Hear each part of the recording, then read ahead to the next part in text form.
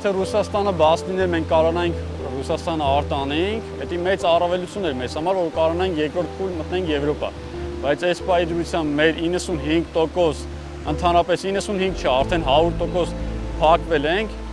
ու չենք կարող Եվրոպայել արդեն արտանենք։ Եվրոպա 140 տոննա է ուզում արտադրանք, որը որ մենակ ես կարող եմ արտադրանք տալ 140 տոննա Եվրոպային սպասարկել կամ ձկնաբույսերով 2 օրում սպասարկենք։ Մնացած 363 օրը